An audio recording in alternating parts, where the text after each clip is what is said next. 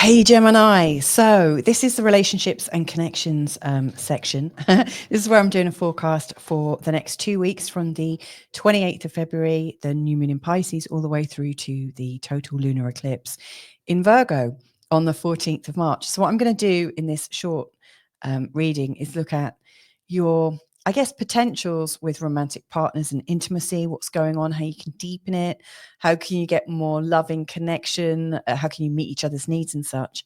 And also a little bit about your friendships and social circles. What are you leaning into? Do you need to lean back a bit? And also how your family dynamics can be improved or enjoyed. So let's have a look now. So the new moon this is the chart of the new moon, and it's, I guess, setting the scene. Over the next 2 weeks, the moon is going to come from the conjunction in Pisces, and it's going to move all the way around this kind of this part of your chart, and it's going to come into the total lunar eclipse, the full moon, in your 4th house in 2 weeks' time. So it's really highlighting the 10th house and also the 4th. This is a very strong polarity that's playing out right now. And obviously this first eclipse of the year is going to add into that. Now we're talking about love, i.e. relationships and connections. And so it's interesting, there's so much activity up here, in your 10th house to do with career and your standing in the world. So let's see how that relates, how it all fits in, because it all will. There's always a picture going on. Now, in terms of relationships and connections, I always really focus on 3 houses. The first, I mean, obviously all of them come in, but these are the 3 I go to first. So the first one is the 7th, which is about our partnerships. Then I always have a good look at the 5th house, because the 5th house shows what we're creating. And so sacred partnerships, new partnerships, love making, it's a form of creation, a really great one. It's a place where we're coming back into our own innocence. It's where we're playful, we're coming into joy. So I'm always interested in the ruler of your 5th, which is Venus, the planet of love, the ruler of your 7th, which is Jupiter, the planet of expansion, and then the ruler of your 8th. Now, the 8th house is slightly difficult to understand, I think. I think it's the place where your relationships gather baggage. I also think it's where we have baggage from our childhood, sort of ancestral stuff. So the 8th house is kind of interesting, but it's also known as the house of love, of sex, taxes, and death. That's one of its fearsome reputations. But from a sexual angle, it shows the sort of psychological aspects of sex and lovemaking, and also our psychological aspects to sharing our lives with somebody else, which obviously really play in with our intimate relationships. Now, I'm talking from the perspective of, I don't know if you're in an intimate, strong, long relationship, or if you're looking for a relationship right now. So the way I'm going to approach this is to talk in terms of how you can manifest more depth, no matter where you are in relationships right now. So, I'm going to be looking at Venus, Jupiter, and Saturn, the ruler of Capricorn. So let's see how they are positioned right now. So the first thing, Venus, you might have picked this up earlier in the full reading, the overview.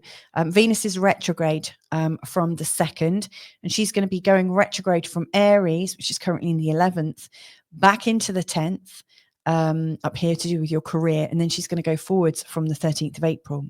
Now, a lot of people doom and gloom about the personal retrogrades. And sure, I definitely have noticed the energies of the Mars retrograde in recent times. And boy, did it knock me for 6. But I don't think the retrogrades should be feared. I see them as times when energy is internalized and we've got an opportunity to kind of step back and just see where we're going, because we tend to go headlong into life and we don't tend to watch where we're going. So Venus here, she is really showing us about love and our flow and connection. And in particular for you, she's really highlighting the 5th house of joy. So the fact that she is going retrograde up here to me is symbolizing that right now you need to get into a deeper level of joy. Like, where has joy failed you? Where have you failed joy even? Where have you got so serious and grown up that you've forgotten to play? Where have you forgotten that you're on an adventure? Where have you forgotten the feeling of innocence and grace that comes from really getting back to your core values and innocently opening up. I really think a certain level of vulnerability is required usually, where we, like kids, they barrel headlong into things. They don't necessarily think of the consequences, and bless their little hearts, they are open and vulnerable to hurting, but they are innocent in it, and they tend to shake things off quite quickly. Venus here, she's going retrograde. And from my perspective, as I'm looking at this on your behalf, I think, she is slowing down. Like currently she's in the 11th house. It's very friendly. It's very networked. It's very much connected to everybody, but it's very busy, and you can't really discern, which of your friendships, which of your alliances are lifting you up, and which are, kind of taking you away from your innocence and taking you away from your joy. So I think Venus retrograde here is helping you connect back into the joy that you've experienced in the past. What really worked, what what lifted you up, what really helped you. And so I think that as she goes forwards again from the 13th, you're going to feel refreshed. Now she's going to have some career implications on this, and I'll talk about that in a separate career forecast shortly. But yeah, she's sort of rejuvenating and refreshing you and reminding you that it is time to go back into innocence and playfulness, and maybe to be open, like bring your barriers down a little bit. So yeah, and the big question to hold on to is, how is this bringing me into joy? How is this person, how is this connection bringing me into joy and playfulness? And I'm guessing the people that you can be most unguarded with are the ones that you will experience more joy. Now, obviously, lovemaking comes into this as well. And again, I don't know many people that can have an orgasm with somebody that they feel guarded around, or let alone engage in any kind of sexual connection with. When you're unguarded because you're in a place of trust and innocence, all of the juices flow in just a beautiful way. So absolutely, Venus here is giving you a chance to get more intimate. And it sometimes brings up thoughts of the past and when things were better or different, and we look back with rose-colored glasses.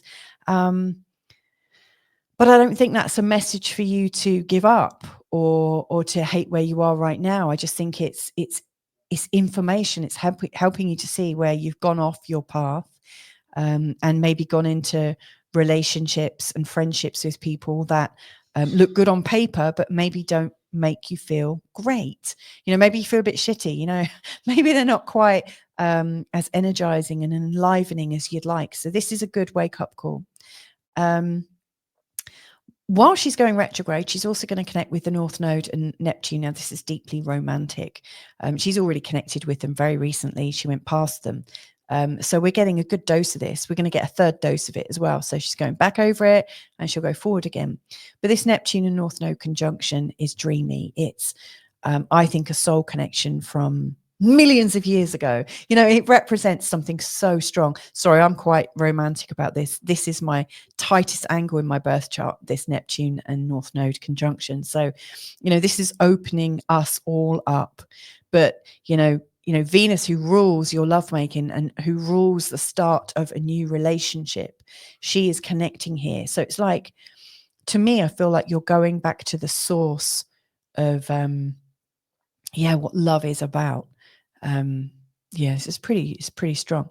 Now, the 7th house ruler, which is Jupiter, and Jupiter's not really happy in the sign of Gemini, but is quite confident in the 1st house. He's definitely, bringing you into your magnificence. This is a time for you to blossom for sure. But Jupiter is in a lovely connection with Venus this whole time. Venus is obviously going retrograde. So actually she is moving away from this sextile with Jupiter. But Venus and Jupiter are pretty good companions, during most of this 2-week connection. So I really do see that anything that you're learning about in terms of what lifts you up and makes you feel playful and excited is going to support your ongoing relationships. And Jupiter here, your love right now, or your ability to be in relationships, is best expressed through you expressing yourself. Jupiter's in your first house, really indicating that some of the onus is on you, to come out of your shell. I know it's funny saying that to somebody with a strong Gemini, because, you tend to be quite out of your shell anyway, quite chatty and connecting. But Jupiter brings in an act of faith as well. Jupiter is quite a faith, he's not known for being faithful necessarily, but there is a sense of hope, and optimism. It's like a trust in life. And so the more you can be your Gemini self, but also incorporate this kind of trust in life, this faith that things are going to go okay, and this optimism, the more optimistic you can, the more optimism you're bringing in, the more you are drawing any relationship closer to you, and also bringing the energy of a new relationship in as well. So that's all good. Now we need to think about Saturn. So how do we clear through any misunderstandings that might have happened in, baggage between you and your family and your friends, and things that have weighed heavily on your shoulders, that brought you down? Saturn here is actually, interestingly, in a conjunction with Mercury and also the North Node and Neptune at the time of this new moon. So there are some very heightened emotions right now. And wherever you are rational and trying to cope with whatever life throws at you, and trying to be serious about it, and kind of managing it and putting everything in a little box and kind of locking it away, Saturn now is a lot more organic. Saturn is going to want to be talking about things and opening things up gently, but opening things up nonetheless. And there is this feeling that there is a kind of spiritual order to things. And of course, the more you can attend to your psychological needs in a more spiritual order, I think that's going to help your relationships too. Whether you're in one or whether you're wanting one or not, any action that you're doing on yourself right now, in a cautious but soulful way, is going to really prepare the ground. It's really, really beneficial. Trying to think if there's anything else I wanted to share. I don't think there is. I'm quite, oh yeah.